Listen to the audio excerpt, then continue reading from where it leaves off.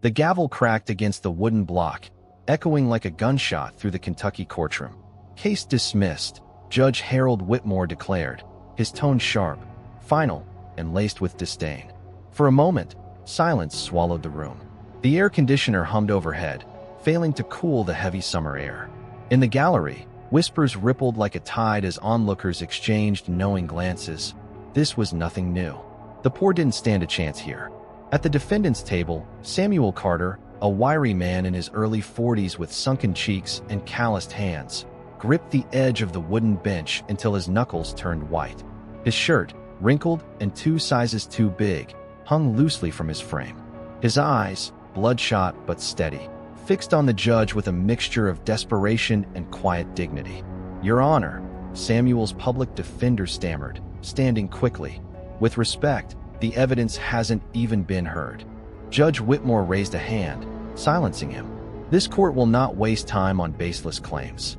Mr. Carter has no standing here. The motion is frivolous." The judge leaned back in his leather chair, the gold band on his finger glinting under the fluorescent lights.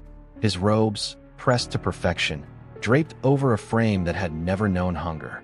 His gray hair was slicked back, his expression smug, as though the matter had already been settled before Samuel ever walked through the doors.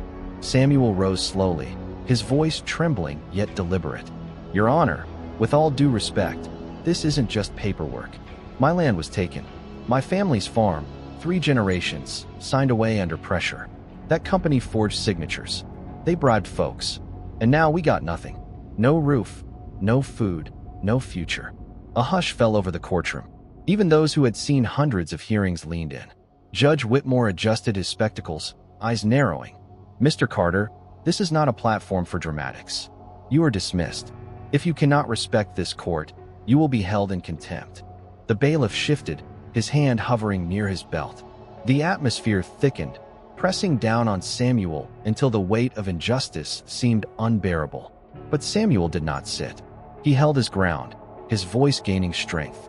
"Justice ain't about who's got more money, Your Honor. It's about what's right. And I ain't leaving here until somebody listens." The judge's face flushed crimson. He slammed the gavel again. "Bailiff, remove him at once." Gasps erupted. Chairs scraped against the floor as people whispered. The poor man was about to be dragged out of court like a criminal for demanding justice. And then, the heavy oak doors swung open. 2 men in dark suits stepped inside, their presence commanding instant silence. Their badges gleamed under the fluorescent lights. FBI. The room froze. One agent, tall with piercing blue eyes, spoke first. His voice carried across the chamber.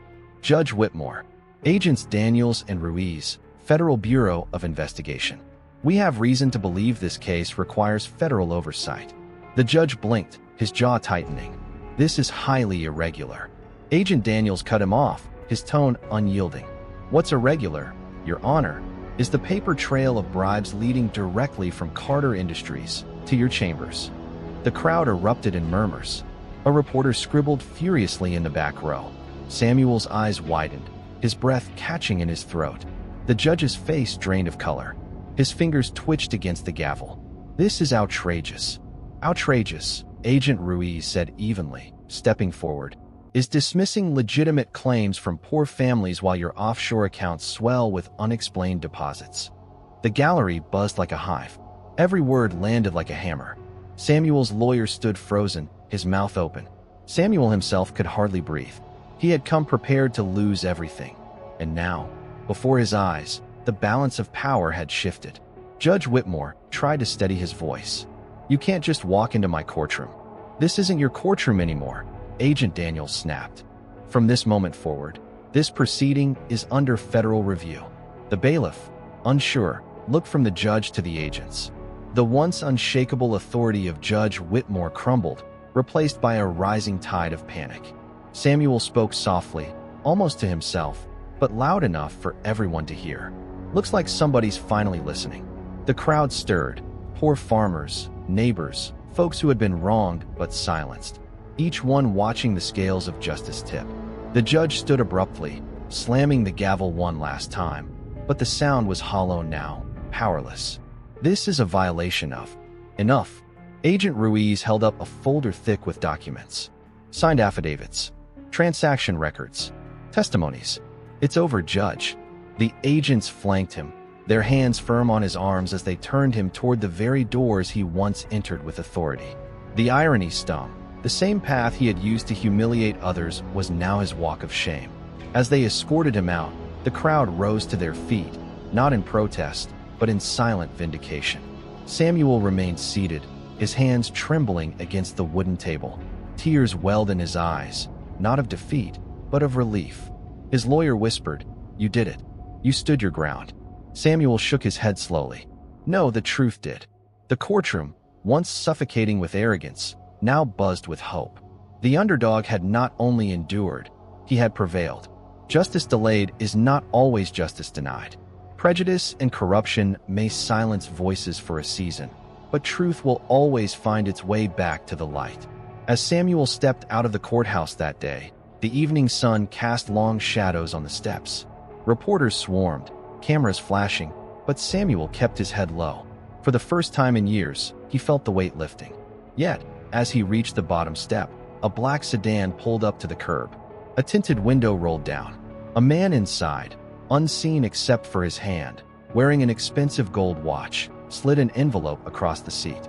"Mr. Carter," the voice said smoothly, "the people who came after you aren't finished yet." The car pulled away, leaving Samuel frozen, the envelope at his feet. Inside was a single sheet of paper, and on it, one line. "You think the judge was the only one?" The camera of fate zoomed in on Samuel's trembling hands as the scene cut to black. The courthouse steps were almost empty now. The reporters had scattered, the crowd had dispersed, and Samuel Carter stood alone under the fading orange sky. The black sedan's taillights glowed like warning signals as it disappeared into traffic. The envelope remained at his feet. Samuel's chest rose and fell heavily. He bent slowly, his calloused fingers brushing against the crisp paper. It felt heavier than it should have, like it carried not just ink, but a burden. His lawyer, Rachel Monroe, hurried out of the courthouse, her heels clattering on the stone steps. A sharp, determined woman in her 30s, Rachel's blazer was wrinkled from the long day, but her eyes were still burning with fire. "Samuel?" she asked, seeing the envelope in his hands. "What's that?" He didn't answer immediately. Instead, he slid the paper out and unfolded it. The words were short, typed in a bold font. "You think the judge was the only one?" Rachel's breath caught. She snatched the page and scanned it twice. Her face paled. This isn't over." Samuel's jaw clenched. "I knew it. The judge wasn't acting alone. They all got their hands in this." Rachel glanced over her shoulder, scanning the street nervously. "Samuel, we need to get out of here. Now." The two hurried toward her beat-up Toyota parked at the curb. Its faded blue paint and rattling exhaust were a far cry from the polished black sedan that had delivered the message, but it got them moving. Inside, Rachel gripped the wheel tightly. "Whoever sent that note, they wanted you to know. That wasn't a threat. That was a warning." Samuel stared out the window, his reflection fractured in the glass. Or maybe both. By the time they reached Rachel's farmhouse on the outskirts of town, night had swallowed the sky. Crickets chirped in the fields, their song underscored by the distant croak of frogs near the creek. Rachel poured 2 mugs of coffee and set them on the table between stacks of case files. "Samuel," she said firmly, "today we caught one crooked judge. But if there's a network behind this, they'll come after me," Samuel finished. He rubbed his forehead, the lines of worry deepening. "They already took the farm. What else is left to take?" Rachel leaned forward. "Your life, Samuel. These people don't just bury lawsuits. They bury people." The air went still. Samuel's calloused hands trembled around the coffee mug. He thought of his wife, who had passed 2 winters ago, and his daughter, who had moved north after the foreclosure. For a long time, he had believed he had nothing left to lose. But now he realized he still had something they couldn't touch. The truth. It was well past midnight when the knock came. 3 sharp raps on the wooden door. Rachel froze, her eyes darting to Samuel. Slowly, she rose from her chair. The knock came again, harder this time. She whispered, "Stay here." Samuel's pulse pounded as Rachel unlatched the door. It creaked open, revealing 2 familiar figures in dark suits. Agents Daniels and Ruiz. Rachel exhaled with relief. "You nearly scared us half to death." The taller agent stepped inside, his expression grave. "We don't have much time." We intercepted chatter. Judge Whitmore was just the beginning. The company, Carter Industries, they've been paying off more than judges. Prosecutors, sheriffs, maybe even a senator. Samuel felt his stomach drop. A senator? You mean, this goes all the way to Washington? Agent Ruiz nodded. And whoever left that note, they know more than we do. Rachel's eyes narrowed. So what now? Do we wait for them to make another move? Daniels shook his head. No, we find them first. 2 days later, Samuel found himself in the passenger seat of a government-issued SUV, the FBI agents driving him through winding Kentucky backroads. The late afternoon sun bled through the trees, casting long shadows across the cracked asphalt. They were headed to meet a whistleblower, an anonymous source who had reached out after hearing about Judge Whitmore's arrest. The meeting point, an abandoned gas station. When they arrived, the place was silent. The gas pumps were rusted, weeds sprouted through cracked pavement, and a broken neon sign flickered weakly. Samuel's chest tightened. I don't like this. Before anyone could respond, headlights flared in the distance. A black SUV pulled up fast, tires crunching gravel. The agents instinctively reached for their weapons. The door of the black SUV opened. A man stepped out, dressed in jeans and a worn leather jacket. His face was hidden under the shadow of a baseball cap. He raised both hands slowly. I'm the one who left the note. The air thickened with tension. Daniels called out, Name. Doesn't matter, the man said. What matters is this. Judge Whitmore was small fish. The man you really want is Senator Douglas Crane. He's been laundering money through Carter Industries for years. Land grabs, bribes, intimidation, all of it leads back to him. Samuel's stomach turned. Crane. The name was familiar. The senator had once promised to protect family farms in Kentucky. Samuel had even voted for him. The man in the cap stepped closer, lowering his voice. But you didn't hear that from me. If Crane finds out I spoke. A gunshot cracked the air. The man jerked, clutching his chest, and collapsed to the pavement. Chaos erupted. The FBI agents dove for cover. Rachel screamed, and Samuel froze as the black sedan from the courthouse roared into view. Its tinted windows lowered, a barrel glinting in the dark. Get down, Daniel shouted, firing back. Bullets ripped through the night, shattering glass and metal. Samuel crawled behind the SUV, his breath ragged. He could smell gunpowder in the air, feel the heat of the firefight. And just as suddenly as it began, the shooting stopped. The black sedan screeched into a U-turn and vanished into the trees. On the ground, the whistleblower lay dying. Blood pooled beneath him, dark and spreading. His lips trembled as Samuel knelt beside him. Why me? Samuel whispered desperately. The man's voice was faint, broken. Because you're the only one who hasn't been bought. And then, he was gone. Silence hung heavy. The agents exchanged grim looks. Rachel's hands shook as she tried to process what had just happened. Samuel stared at the lifeless body, his heart hammering. The man's words echoed in his mind. You're the only one who hasn't been bought. Daniels placed a hand on his shoulder. Samuel, you're in this now. And if what he said about Crane is true, this fight just got a whole lot bigger. Samuel lifted his gaze toward the horizon, where the last traces of sunlight bled into darkness. His face hardened, his voice steady. Then we take it all the way. No more running. No more silence. Behind them, the flickering neon sign of the gas station buzzed weakly, its glow barely holding on against the night. And then, in the distance, the sound of engines. More cars. More headlights. Rachel's eyes widened. They're coming back. The screen of fate cut to black. The rumble of engines grew louder, closer, circling the abandoned gas station like predators closing in on prey. Rachel's voice trembled. They're back. Samuel's chest tightened as more headlights cut through the night, beams sweeping across the cracked pavement like searchlights. The FBI agents drew their weapons, faces tense but controlled. Agent Daniels barked, "Move." Now, the SUV roared to life, gravel spitting from under its tires as they bolted out of the lot. Bullets sparked against the metal, shattering a rear window. Samuel ducked low, heart hammering, the smell of gunpowder filling his lungs. Rachel pressed against him, whispering through clenched teeth. We're not making it out alive, are we? Samuel forced calm into his voice. We will. We have to. The SUV fishtailed onto the back roads, headlights bouncing across the dense Kentucky woods. Behind them, black sedans chased, their beams glowing like the eyes of wolves. For every mile they drove, Samuel felt the shadow of something larger, something orchestrated, closing around them. Hours later, after twisting through back roads and doubling back to lose their tail, they arrived at a safe house, an old clapboard farmhouse owned by the FBI. The place smelled of dust and pine. A single lamp cast yellow light over a wooden table stacked with case files. The agents spread documents across it, connecting names with red string on a makeshift board. Rachel paced the room, her blazer damp from rain. We're in over our heads. Whoever we're dealing with, they don't just have muscle. They've got money. Influence. Agent Ruiz nodded gravely. Judge Whitmore was the tip of the iceberg. Carter Industries funneled bribes through shell companies. But the real benefactor? Senator Douglas Crane. Samuel's jaw clenched. Crane. I voted for that man. He promised to protect farmers like me.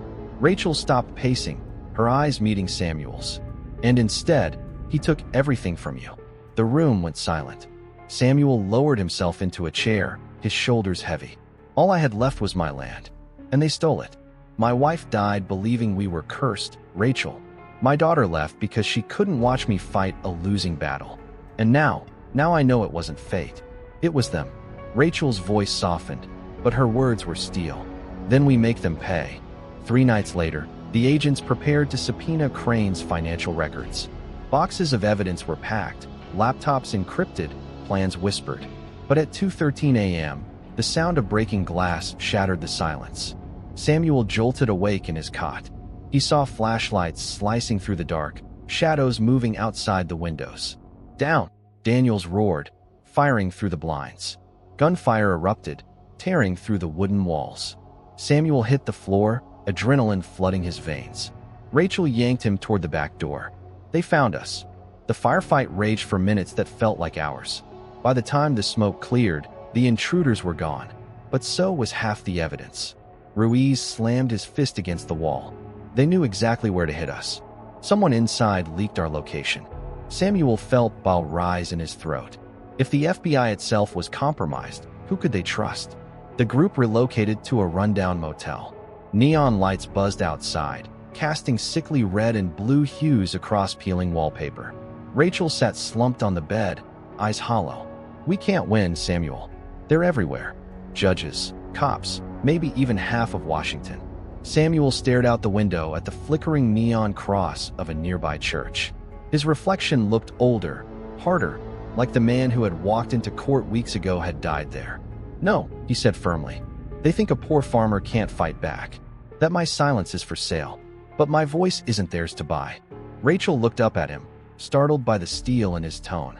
They stole my land, Samuel continued, his voice trembling with both grief and fury. They broke my family. But the truth? The truth is still mine. And I'll bury them with it. Rachel's lips parted, as if seeing him clearly for the first time. Then we go all the way. The next morning, a television in the motel lobby blared with breaking news. Senator Douglas Crane stood at a podium, cameras flashing. His silver hair gleamed under stage lights, his smile wide and confident. My fellow Americans, he boomed. I promise you, the corruption that infected Judge Whitmore's courtroom will be rooted out. We will restore trust to the justice system. Samuel watched, fists trembling. The hypocrisy was suffocating. But Rachel noticed something else. Crane's speech contained odd, almost coded phrases. Trust the river, harvest of loyalty, our roots run deep. Her eyes narrowed. Those aren't campaign lines. They're signals, messages to his allies. Samuel's blood ran cold. He's taunting us. On national television, the FBI planned a sting to catch Crane's middlemen delivering bribes. The setup, an underground parking garage downtown, midnight. Daniels warned Samuel to stay out of sight. But Samuel shook his head.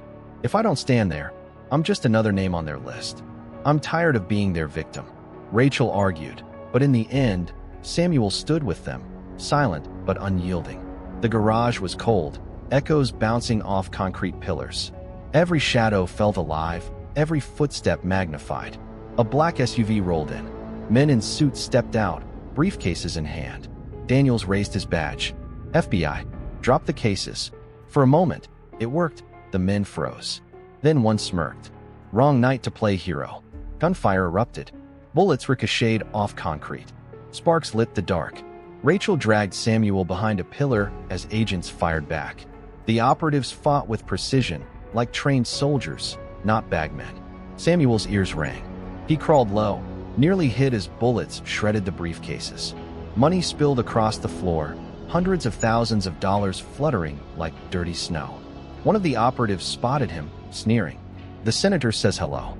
Before Samuel could react, an explosion ripped through the garage. Smoke engulfed everything, choking, blinding. When the chaos cleared, half the operatives were gone. The rest lay dead.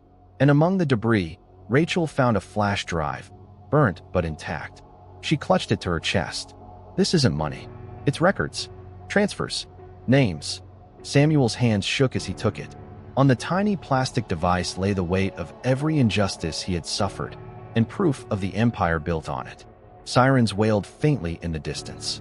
Rachel and the agents hurried Samuel toward the SUV, but headlights flooded the garage before they could escape. More vehicles.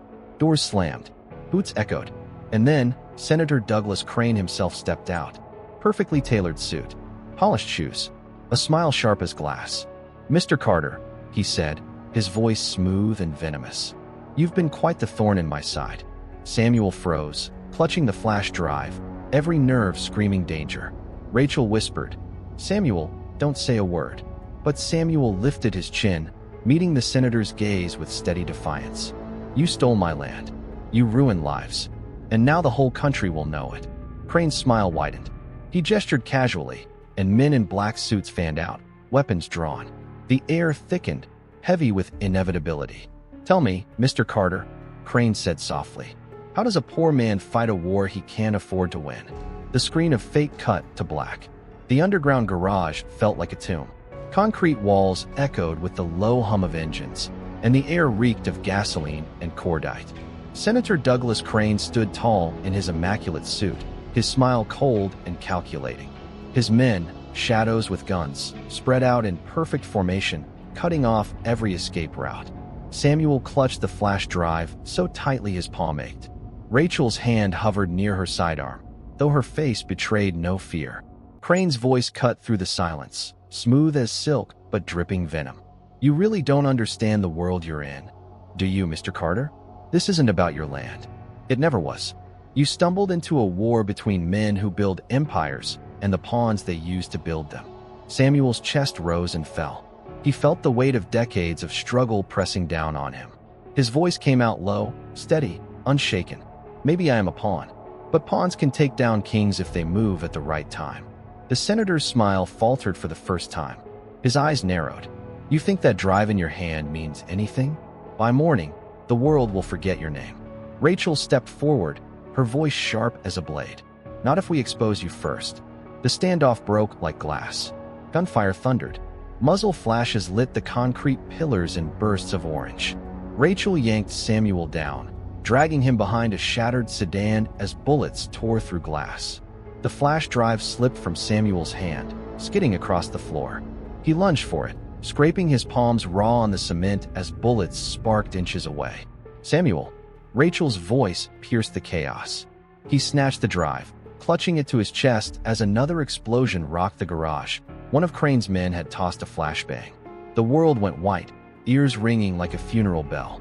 When Samuel's vision cleared, Rachel was standing over him, gun steady, eyes blazing with fury. One of Crane's men lay motionless at her feet. She grabbed Samuel's arm. "We have to move now." They bolted for the exit, weaving between cars as bullets whined past. Behind them, Crane's voice echoed like a curse. "Run, Carter. Run as far as you can. It won't matter. I own the finish line." The SUV screeched out of the garage, tires screaming on the wet asphalt. Rain hammered the windshield in sheets, streetlights smearing into streaks of gold. Samuel clutched the flash drive in his lap, his heart racing. Rachel drove like a woman possessed, weaving through traffic, eyes locked on the rearview mirror. 3 black sedans followed, headlights glowing like predators' eyes. Rachel muttered under her breath, "They're not stopping until one of us is dead." Samuel swallowed hard. Then let's make sure it's not us. The chase cut through the city. Empty warehouses, neon signs buzzing, alleys slick with rain. The roar of engines and screech of tires filled the night. At one intersection, Rachel yanked the wheel hard. The SUV spun, metal grinding against metal as a pursuing sedan slammed into a lamppost. Sparks showered the street. 2 cars still followed. Samuel gripped the dashboard, his voice raw. "We can't outrun them forever." Rachel's eyes flashed. "Then we stop running." They pulled into an old radio station, long abandoned, its windows boarded, its tower leaning like a relic of a forgotten war. Inside, dust blanketed broken desks and peeling posters. But in the center stood a dusty broadcasting console, still wired to an emergency generator. Rachel booted it up. Lights flickered. Screens buzzed to life. Samuel stared at her, breathless. "You think this will work?" Rachel inserted the flash drive. "If we upload this, every newsroom in the country gets the files. Transfers, names, bank accounts. Crane's empire crumbles in one night." Samuel's throat tightened. The weight of justice, of his wife's memory, his daughter's absence, his stolen land, pressed against his chest. "Then let's end this." The files began uploading. Percentages ticked upward. But before it reached 50%, the door exploded inward. Crane's men poured in, weapons raised. Rachel dove behind the console, firing in controlled bursts. Samuel crawled low, protecting the drive. Bullets chewed through wood and metal, sparks flying. One of Crane's men kicked the console, trying to rip the drive free. Samuel launched himself at him, tackling him to the floor. They rolled, fists flying, the man's strength crushing Samuel's ribs. Samuel's vision blurred, but he thought of his wife's voice, of his daughter's laughter. He roared, slamming the man's head against the concrete until he went still. Rachel's voice cut through the smoke. "Samuel, the upload." He scrambled back, hitting the keyboard as the percentage climbed. 82%, 87%. But then, a gun pressed against his temple. Senator Crane himself stood there, calm amid chaos, his polished shoes untarnished by the dust and blood around him. "Did you really think you could beat me, Carter?" Crane sneered. "You're nothing. Just a broke farmer with dirt under his nails. You don't belong in my world." Samuel's hands shook, but his voice stayed steady. "No, I belong in the real world. The one you forgot when you sold your soul." Rachel fired from the side, grazing Crane's arm. He cursed, stumbling back as Samuel slammed the enter key. 100%. Upload complete. Crane's phone buzzed almost instantly. Dozens of notifications. His face drained of color as the reality sank in. Every secret, every bribe, every blood-stained deal had just gone public. Outside, sirens wailed. News vans screeched up. Helicopters thundered overhead. Rachel grinned, breathless. "It's over, Senator." Crane's eyes blazed with fury. "You think the people will care? They'll forget. They always forget." Samuel stepped forward, blood on his shirt, eyes burning with quiet fire. "No, this time they won't. Because I won't let them." Crane lunged, but agents stormed in, weapons raised. They tackled him to the floor, cuffing him as cameras captured every second. The mighty Senator Crane, dragged away like a common criminal. Hours later, Samuel sat on the courthouse steps, dawn painting the sky in streaks of gold and violet. The city buzzed with headlines. Senator Douglas Crane exposed in corruption scandal. Rachel sat beside him, her clothes torn, her face weary but smiling. "You did it, Samuel. You brought him down." Samuel shook his head slowly. "No, we did. The truth did." For the first time in years, he felt the weight lift from his shoulders. His wife's memory no longer a wound, but a light. His daughter's absence no longer an exile, but a reason to keep fighting. He closed his eyes, breathing in the morning air.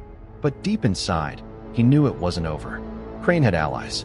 The Empire would strike back, and Samuel was no longer just a farmer. He was a man with a mission. As Samuel and Rachel walked away from the courthouse, a black car idled at the curb. Inside, a figure watched them silently, a burner phone pressed to his ear. A voice on the other end whispered, "Crane's gone. Carter survived. Activate the contingency." The figure's lips curled into a thin smile. "Yes, sir." By the time he realizes, it'll be too late. The car drove off into the rising sun, leaving Samuel unknowingly stepping into a storm far larger than Crane. The rain didn't stop all morning. Washington's sky was gray, swollen, weeping over the marble pillars of the Senate building as if even the heavens knew what was about to unfold. The city buzzed with tension. News vans parked in tight rows, their satellite dishes aimed skyward.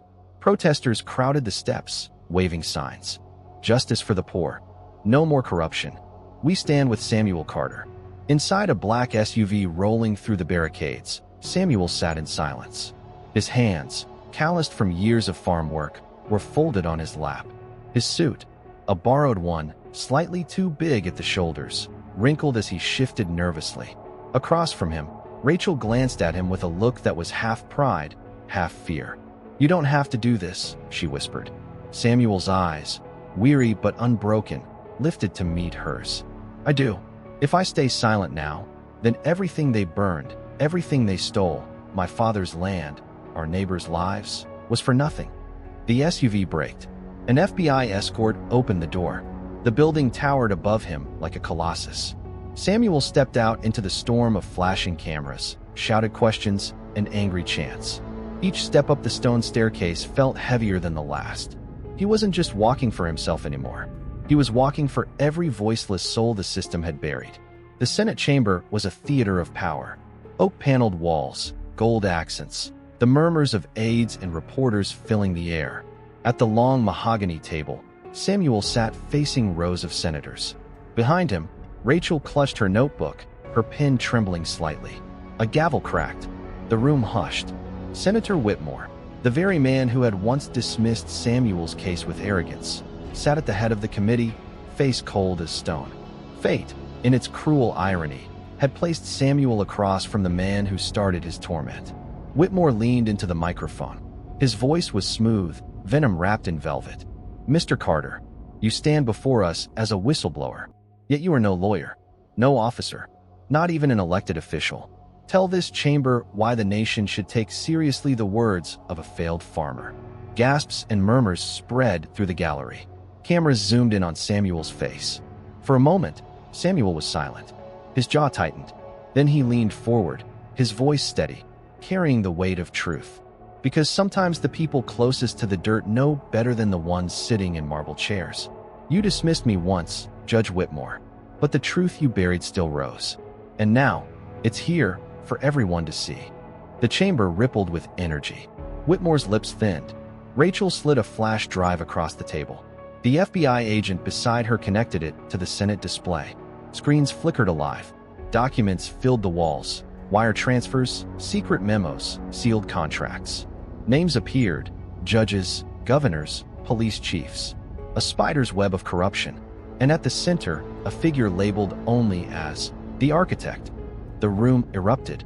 Senators shouted over each other. Reporters scribbled furiously. Whitmore slammed his gavel, but the noise drowned him out. Samuel spoke again, louder this time. "They said I was too small to matter. That poor men don't win against powerful ones. But this," he gestured to the evidence, "this is proof they were wrong." Whitmore's mask cracked. His eyes darted nervously, sweat glistening on his forehead. He barked, "This hearing is adjourned." But before his gavel could fall, a voice rang out. "No, Senator, you don't get to run." It was Rachel. Her voice was firm, trembling with righteous anger. The gallery erupted in cheers. Then, chaos. The doors at the back of the chamber burst open. A man in a maintenance uniform slipped in, moving faster than any janitor should. From beneath his cart, he pulled a silenced pistol. "Gun!" someone shouted. Screams filled the room. Senators ducked. Reporters fled. The gunman's eyes locked on Samuel. But before the shot rang out, one of the FBI escorts lunged, grappling the man. A muffled struggle. A gunshot cracked. Samuel felt the heat of it whistle past his ear. More agents poured in, subduing the attacker. The pistol clattered across the marble floor. Samuel's chest heaved. For one brief second, the chamber was deathly still. Then Whitmore stood, pointing at Samuel, desperate, enraged. "This man is nothing but a pawn. You're all being played." But his words fell on deaf ears. The cameras had caught everything. The attempt on Samuel's life, the desperate denial. The people would see. Hours later, the hearing was over. The evidence was sealed for trial. Whitmore taken away in disgrace, his power crumbling like ash. But victory was stained with blood. One of the FBI agents who'd shielded Samuel lay in the hospital, critical. Rachel had a bruise on her arm from being shoved in the chaos. And Samuel felt the weight of every eye, every expectation. Outside, the rain had stopped. Crowds chanted his name, calling him a hero. But Samuel didn't smile. He looked out over the sea of faces and whispered, almost to himself, "They think this is over. It's not." Rachel touched his arm. "You exposed them. You've won." He shook his head. His eyes, dark and tired, lifted to the Capitol dome. "I pulled weeds from the field, but the roots are still there. The architect, he's still out there." That night, Samuel returned to what was left of his farm. The barn was gone, charred black. His land smelled of ash and rain. He walked through the field, boots sinking into wet soil. Rachel followed quietly. "What now?" she asked. Samuel crouched, scooping a handful of dirt, letting it fall between his fingers. "Now, I rebuild. For my father. For everyone who never got their day in court." He stood, silhouetted against the moonlight, shoulders heavy but unbroken. In the distance, an engine idled. A black car sat on the dirt road, headlights off, watching. Then, as Samuel turned, it slowly rolled away into the night. Rachel's voice trembled. "You think it's him? The architect?" Samuel didn't answer. His eyes followed the retreating car until it disappeared. Then he spoke, voice low, resolute. "Justice may have been served today, but the fight isn't finished." The story of Samuel Carter wasn't just about one man's battle. It was about the poor versus the powerful, the silenced versus the arrogant. His victory came at a cost: blood, loss, sleepless nights, but it proved a universal truth. Prejudice and corruption can bend justice, but they cannot bury it forever. And though the roots of evil still lingered, the world now knew their name. The architect remained in the shadows. But Samuel? Samuel had become the voice they could no longer ignore. Samuel may have won, but the cost was heavy. And in the shadows, the architect still waits. Justice was served, yet corruption never truly dies. If this story moved you, there are more powerful true crime stories waiting for you here on this channel. Don't miss the next one. Subscribe now, so you never miss when we reveal the truth.